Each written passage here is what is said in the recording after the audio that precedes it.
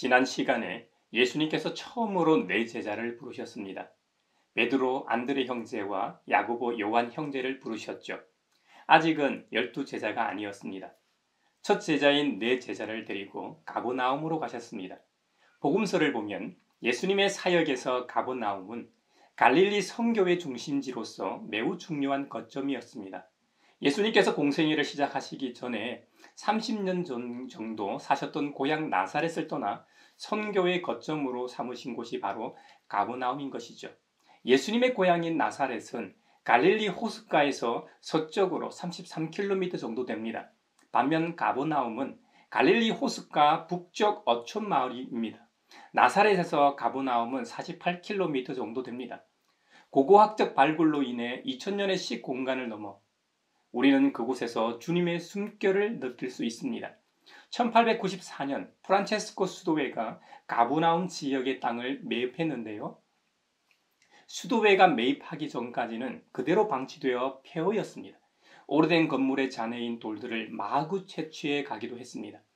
그러나 프란체스코 수도회가 매입한 이후에는 유적지로서 잘 보호하기 위해 그곳을 흙으로 다 이렇게 묻었다고 합니다.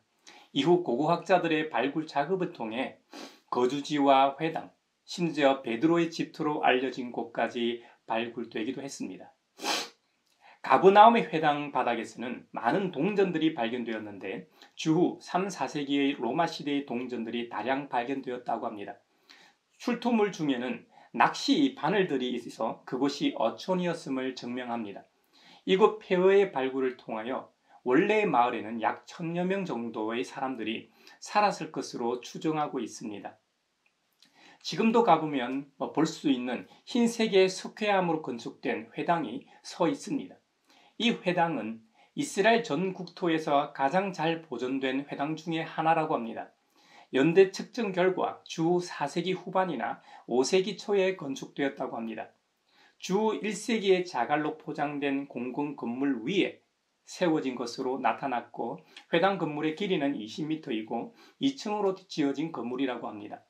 유대인들은 회당 자리 위에 또 회당을 건축한다고 해요. 그래서 오늘날 가버나움 지역에 가서 보는 회당은 검은 현무암으로 건축된 1세기의 회당 위에 건축된 회당입니다. 2000년 전 약 1000여 명 정도가 살았다면 꽤 많은 사람들이 살던 어촌 부락이었을 겁니다. 게다가 다메섹으로 가는 국제적 길목이었기 때문에 그곳에는 세관, 군사시설이 있을 만큼 매우 중요한 장소였습니다. 고고학적으로 이곳은 중후기 청동기 시대인 기원전 20세기부터 사람이 살았던 곳이라고 합니다. 어쩌면 아브라함이 갈대아 우르를 떠나 하란을 경유해 가나안으로 입성할 때 가버나움을 통과했는지도 모르겠네요. 아주 오래된 도시였다는 것이죠. 이 지역의 다른 장소에서는 주 1세기경의 집터 위에 다시 5세기경의 팔각형의 교회가 세워졌습니다.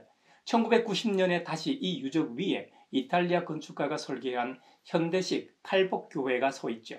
성경에 나오는 이야기들이 역사적 사실임을 고고학이 증명하고 있습니다.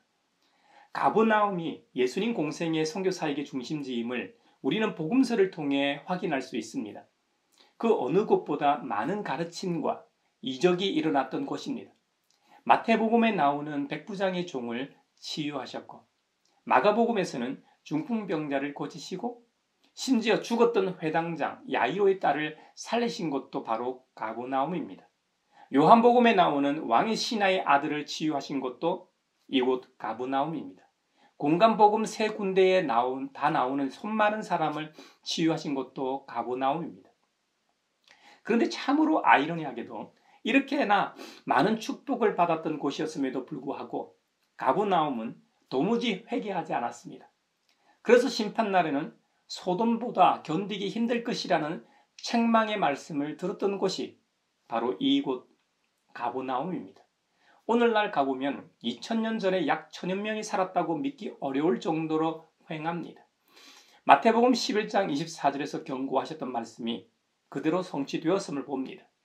신약 성경에서 중요한 위치를 차지하는 가버나움으로 예수님께서 이동하셨고 처음으로 그곳 회당에서 가르치셨습니다. 사람들은 그분의 가르침에 놀랐습니다. 원어적 의미를 살려 직역한다면 예수님의 가르침을 받은 그들의 놀라움은 넋이 나가 정신을 잃을 만큼의 감동과 충격이었다는 의미입니다. 그것도 한순간 놀라고 만 것이 아니라 한동안 놀라움에 휩싸였습니다. 그 당시 청중들의 입장에서 무엇이 그들로 하여금 이토록 놀라게 하였을까요? 마가복음을 기록한 마가의 증언에 의하면 그 교훈에 놀랐다고 보고합니다. 교훈은 원어로 디다케라고 합니다. 예수님께서 당시 율법학자들과는 달리 권위 있게 가르치셨다는 데 있습니다. 예수님께서 가르치신 디다케는 당시 종교 지도자들인 율법학자들의 디다케와 뭐가 그리 달랐을까요? 예수님의 디다케는 순도 100%의 하나님의 뜻에 대한 교훈입니다. 반면 율법학자들의 이 디다케는 제 아무리 완벽하다고 해도 100%는 될 수가 없습니다. 제일 처음 하나님으로부터 율법을 받은 모세로부터 치면 시대가 흐름에 따라, 시대적 상황에 따라 살이 붙거나 빠졌을 겁니다. 이스라엘 사람들은 구약 성경 중 모세오경을 가장 중요하게 칩니다. 바벨론 포로기의 유대인은 성전에 갈 수 없었기 때문에 자신들의 거주지의 모임의 장소인 회당을 만들었습니다. 유대인들의 신앙생활은 예루살렘 성전 중심에서 점차 유대인 회당 중심으로 변화하게 됩니다. 율법학자인 랍비들은 유대인 공동체의 지도자로서 모세오경을 재해석해 생활 지침서를 만들었는데 그게 주후 5세기에 완성된 탈무드입니다. 오늘날 탈무드는 구약 성경의 27배 분량이라고 된다고 합니다. 전권이 20권이고 약 12,000페이지에 달합니다. 그 중에서 랍비들은 모세오경에서 핵심 내용을 뽑아 삶의 규칙으로 만든 613개 조항의 율법을 완성하고 보급하기에 이릅니다. 하지 말아야 할 금지 조항이 365조항이고 실천해야 할 조항이 248조항이나 됩니다. 예수님은 하나님 사랑, 이웃 사랑으로 줄이셨는데 율법학자들은 오히려 613개나 만들었습니다. 심지어 금지 규정을 어기는 사람은 공동체에서 처벌을 받아야 했습니다. 그러니 예수님의 가르침은 심히 놀랍고 명쾌하고 사랑을 받을 수밖에 없었을 겁니다. 예수님께서 공생애를 시작하시면서 맨 먼저 선포하신 말씀이 무엇인지 기억나십니까? 때가 찼다. 하나님의 나라가 가까이 왔다. 회개하라. 복음을 믿으라였습니다. 율법학자든 바리새인이든 서기관이든 장로든 그 누구도 이런 말을 한 적이 없습니다. 그들은 하나님의 뜻이 담긴 율법을 가르치는 위치에 있었지만 그 율법을 자신들의 자리를 보존하는 데 더 관심을 가지고 활용했습니다. 그러나 예수님은 하나님의 아들이십니다. 그러니 그들의 가르침이나 교훈과는 다를 수밖에요. 실제로 하나님의 나라는 예수님의 성육신을 통해 이미 임하였습니다.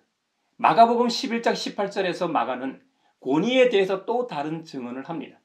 대제사장들과 율법학자들이 이 말씀을 듣고서는 어떻게 예수를 없애버릴까 하고 방도를 찾고 있었다. 그들은 예수를 두려워하고 있었던 것이다. 무리가 다 예수의 가르침에 놀라고 있었기 때문이다. 당시 종교 지도자들이 예수님의 말씀에 불편함을 느낀 이유는 뭘까요? 예수님께서 이사야 56장 7절과 예레미야 7장 11절 말씀을 인용하셨기 때문입니다. 당시 그렇게 거룩하게 생각하던 성전은 이사야 예언자에 의하면 만민이 기도하는 집이었습니다. 하지만 그 기도하는 집을 대제사장들과 율법학자들은 강도들의 소굴로 만들어버렸습니다. 그렇다면 당시 종교 지도자들은 어떤 방식으로 만민이 기도하는 집을 강도들의 소굴로 만들었느냐?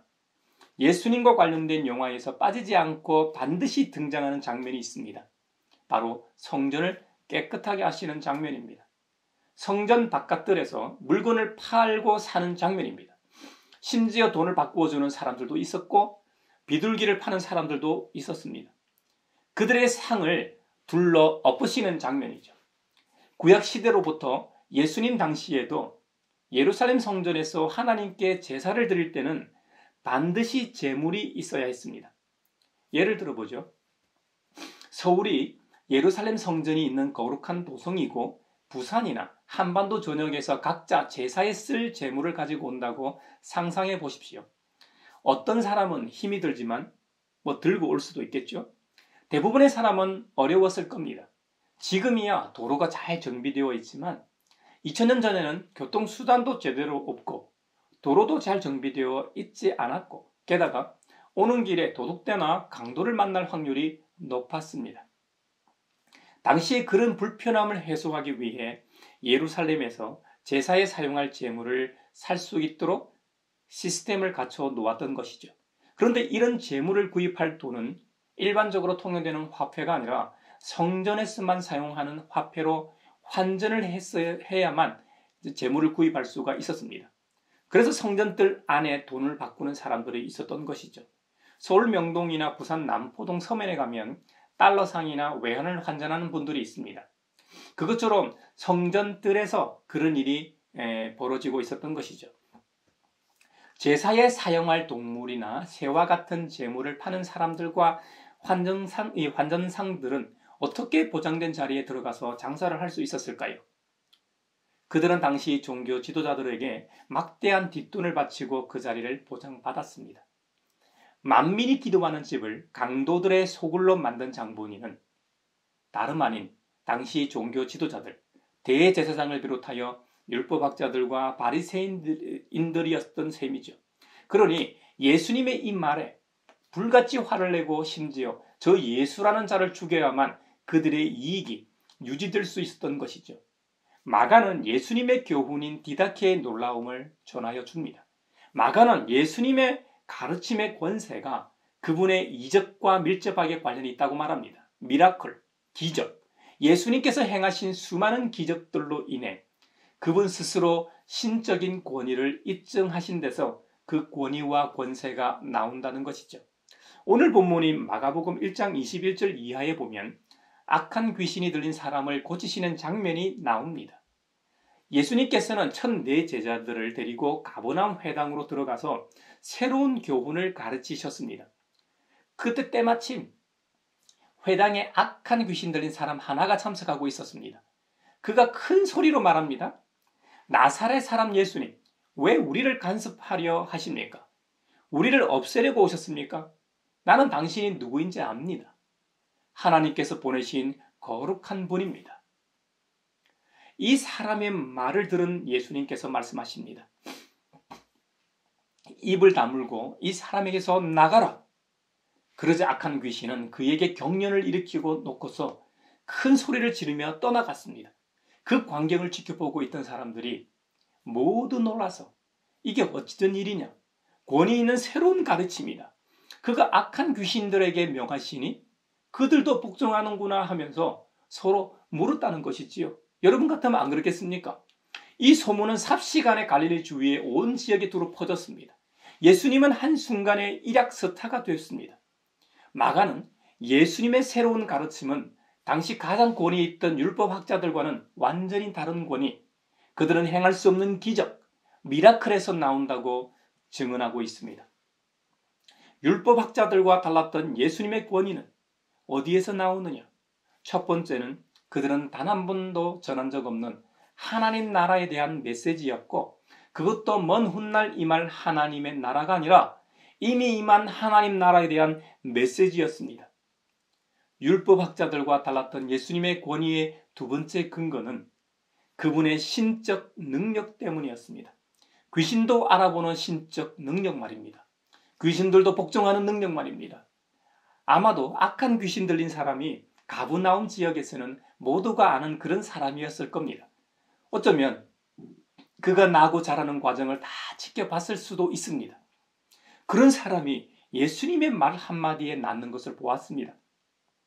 그 사람 속에 자리 잡고 있던 귀신이 하는 말에서도 놀랐을 겁니다.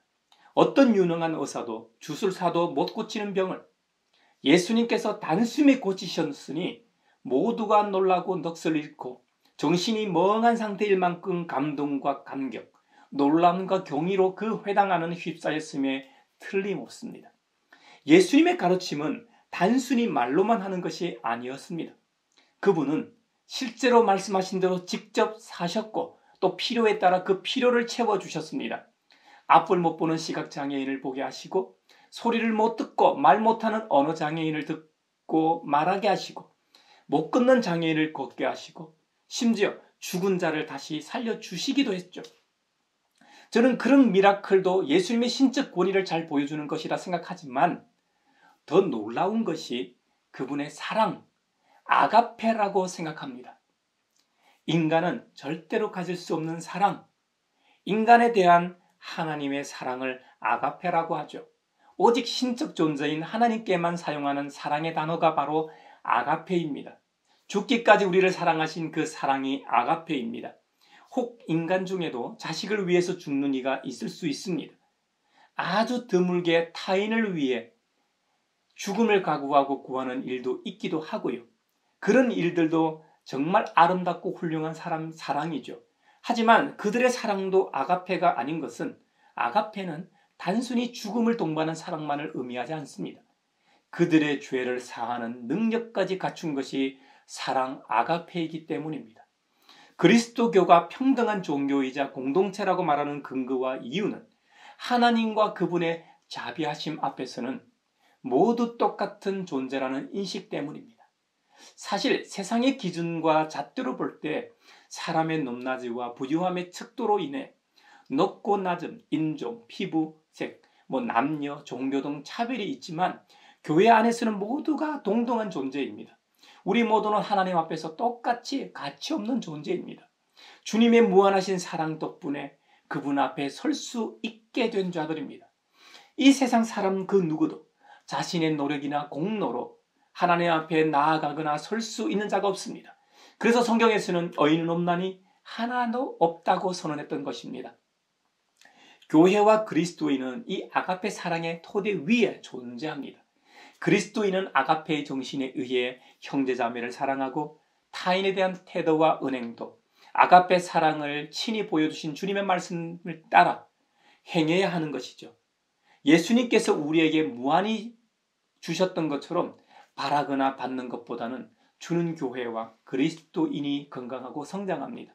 줄 때에 우리는 주님의 모습을 점점점 닮아가게 되는 것입니다. 예수님께서 말씀하신 황금률이 생각나십니까? 무엇이든지 남에게 대접을 받고자 하는 대로 너희도 남을 대접하라는 말씀 말입니다. 이것이 구약에서 주어진 율법입니다. 안전과 질서를 위해 주어진 말씀이죠. 하지만 율법은 하나님 나라에서는 불완전한 것입니다. 그래서 예수님께서 내가 율법을 폐하러 온 것이 아니라 율법을 완성하러 왔다고 하셨던 것입니다. 예수님 이후에는 남에게 대접을 받고자 하는 대로 남을 대접하는 정도가 아니라 주는 것이 받는 것보다 행복해야 하고 기뻐야 합니다. 우리는 이 세상의 물질과는 비교도 할 수 없는 구원과 영생을 받는 몸이 되었기 때문입니다. 복음서에 없는 예수님의 말씀으로 누가가 기록한 사도행전 20장 35절에 보면 주는 것이 받는 것보다 복이 있다고도 하신 적이 있습니다. 교회가 대사회적 신뢰를 잃고 점점 교회다운 모습을 상실해가는 이 시점에 우리는 주는 것이 받는 것보다 복이 있다는 말씀을 기억해야 합니다. 이것만이 세상과 우리가 다른 점입니다. 세상은 더 받으려고 합니다. 사실 우리도 공짜로 뭔가 받으면 기분이 좋고 더 좋아하잖아요. 이것이 타락한 인간의 실상이요 본연의 모습입니다. 하지만 이것을 거스르는 일이 베품입니다. 주님은 마태를 통해 말씀하시길 너희가 거저 받았으니 거저 주라고 강조하셨습니다. 진짜 믿음이 있는 사람은, 구원받은 사람은 이 말의 의미를 잘 알고 아멘으로 동의하실 겁니다. 한없는 주님의 아가페 사랑을 입은 존재는 무엇에나 거리낌이 없고 자유한 존재입니다. 고린도전서 8장에 보면 우상에게 바친 제물로 고린도 교회 안에 분쟁이 생겼습니다. 우상의 신전에 바쳐졌다가 나오는 고기를 가리킵니다. 우상에게 바친 고기를 먹는 일을 두고 분쟁이 일었는데 그리스도인이 이런 고기를 먹을 수 있느냐 없느냐 하는 문제가 제기되었던 것이죠. 고린도 교회 내에 지식이 좀 있는 사람들, 주님의 은혜로 인해 자유를 누리는 지식을 말합니다. 하지만 지식이 없는 사람들은 우상을 섬기던 옛 관습에 따라 그들이 먹는 고기가 우상의 것인 줄로 여기면서 먹는다는 것이죠. 고대 사회에서는 우상 제물을 먹는 일과 우상을 섬기는 일이 완전히 별개의 일이 아니었습니다. 우상 제물을 먹는다는 것은 우상을 섬긴다는 의미였습니다. 바울의 말처럼 우리를 하나님 앞에 내세우는 것은 음식 제물이 아닙니다. 음식을 먹지 않는다고 해서 손해볼 것도 없고 먹는다고 해서 또 이로울 것도 없습니다. 그리스도교에 있어 이 세상의 신은 오직 하나님 한 분밖에 없기 때문이죠. 교회 내에서 그리스도에 대한 지식이 많아 우리의 생활 현장에서 자유함을 누리며 사는 분들도 있지만 아직까지 옛 습관을 탈피하지 못한 연약한 분들도 있습니다. 그런데 그리스도에 대한 지식이 많아 자유를 누리는 사람이 우상의 신당에 앉아서 먹고 있는 것을 그리스도에 대한 지식이 약한 사람이 본다면 어떻게 하겠습니까? 약한 그 사람도 우상에 바친 고기를 먹어도 되는 것 같다 싶고 먹게 되지 않겠습니까? 하지만 중요한 것은 우리 주님 그리스도께서는 그 약한 신도를 위하여 죽으셨다는 사실입니다. 만약 그리스도에 대한 지식이 많다고 자부하는 신자가 자유롭게 행하다 지식이 약한 신도를 상하게 하는 것은 그리스도 우리 주님께 죄를 짓는 행위라고 책망합니다. 반면 바울 자신은 음식이 내 형제자매를 걸어서 넘어지게 하는 것이라면 그가 걸려서 넘어지지 않게 바울 자신은 평생 고기를 입에 대지도 않겠다는 거예요. 먹지 않겠다고 선언합니다. 지식은 꼭 필요한 것입니다. 하지만 한계가 있습니다. 누군가 무엇을 알고 있다고 생각하지만 그거 외에도 아직도 알아야 할 것이 많이 남아 있습니다. 제 아무리 천재라고 해도 이 세상 모든 것을 다 알 수는 없습니다. 어설픈 지식은 사람을 교만하게 합니다. 덕을 세우는 것은 사랑입니다. 바울은 고린도전서 8장 1절에서 지식은 사람을 교만하게 하지만 사랑은 덕을 세운다고 말합니다. 고린도 교회의 문제점이면서 가장 큰 약점은 덕을 세우는 일을 잘 못했다는 겁니다. 공동체 의식의 결핍이라고 할까요? 고린도전서를 보면 알 수 있는데 음행의 문제나 송사의 문제나 예배나 은사 문제에서도 바울은 교회의 덕을 세우라고 강조하고 있습니다. 교회론에 있어 가장 중요한 것 중에 하나가 바로 덕을 세우는 일입니다. 같이 믿음 생활하는 형제 자매들을 위해 덕을 세워야 합니다. 성경 지식이나 하나님에 대한 지식보다도 예수님께서 한마디로 요약해 주신 사랑을 더 우선적인 판단의 기준으로 삼아야 합니다. 우리 가양교회가 서로 덕을 세우는 교회가 되길 바랍니다. 하나님에 대한 지식보다는 사랑으로 가득 찬 교회가 되길 바랍니다. 여기서 우리가 한 가지 더 묵상할 게 있습니다. 우리의 시선, 우리의 관점에 관한 것인데요. 하나님에 대한 지식이 약한 형제자매를 위해서 우리 주님 그리스도께서 죽으셨다는 점입니다. 나만을 위해 주님이 십자가에서 죽으신 게 아닙니다. 믿음이 좋은 사람이나 약한 사람이나 모두를 위해 죽으셨다는 점입니다. 우리가 다른 형제자매들을 그리스도께서 위하여 죽으신 지체로 바라보아야 합니다. 우리 예수님은 우리로 하여금 나 외에도 주님이 위하여 죽으신 다른 그리스도인들을 바라보게 하십니다. 자신이 그리스도와의 관계 속에서 아무 잘못이 없다고 하더라도 형제 자매에게 죄를 짓는 것은 곧 그리스도 우리 주님께 죄를 짓는 것이 됩니다. 그래서 근본적으로 그리스도인은 교회의 머리 되신 그리스도 안에서 공동체적으로 존재할 수밖에 없습니다. 그러므로 우리는 다른 동료 그리스도인들보다 자신의 권리를 더 중하게 생각하므로 믿음의 형제자매를 실족하게 하는 일이 없어야 하겠습니다. 우리 가양교회는 한 걸음 더 나아가 믿음의 형제자매에서 교회 밖 모든 사람에게로 그 방향성과 대상을 확장시켜 나가야 합니다. 인종, 피부, 남녀, 정치적 성향, 심지어 종교와 상관없이 타자를 사랑하고 주님의 모습을 실천하며 살 수 있기를 바랍니다. 이 일이 쉽지 않을 겁니다. 그래서 교회 공동체가 필요합니다. 우리는 교회 공동체의 예배를 통해 하나님으로부터 위로와 은혜를 경험하고 힘을 얻어 다시 세상으로 들어가 아가페 사랑의 뿌리를 받고 사랑하며 사는 것입니다. 또 믿음의 형제 자매와의 신앙적 만남과 교제를 통해 사랑과 선행으로 서로 돌아보며 격려할 때 조금씩 주님의 아가페적 사랑에 더 가까워질 것입니다. 우리 모두가 이러한 은혜와 복락을 누리길 주님의 이름으로 축복합니다. 우리가 주님께서 말씀하신 대로 살기만 한다면 세상이 놀라게 될 것이고 세상이 감당치 못하는 존재들이 될 것입니다. 예수님께서 회당에서 가르치실 때 그곳에 있는 사람들이 주님의 가르침에 놀라고 경이롭게 여긴 것처럼 세상은 주님을 닮은 우리 때문에, 더 정확히는 우리를 통해 주님을 봄으로 새롭게 놀라게 될 것입니다. 사랑하는 형제자매 여러분, 우리 모두가 이런 경험을 할 수 있기를 바라며 축원합니다.